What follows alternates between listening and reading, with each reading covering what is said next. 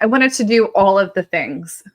I think in the beginning, I wanted to have a course. I wanted to have a community. I wanted to do the podcast, and it was everything that I wanted, but I didn't know why or what problem I was going to solve until I got much clearer through the book on let's start with one thing at a time and build up from there, because this is now the purpose. This is really, I had to really dig deep. Yes, I wanted to help moms. Okay, but what did I want to help moms do or be, or what exactly was it?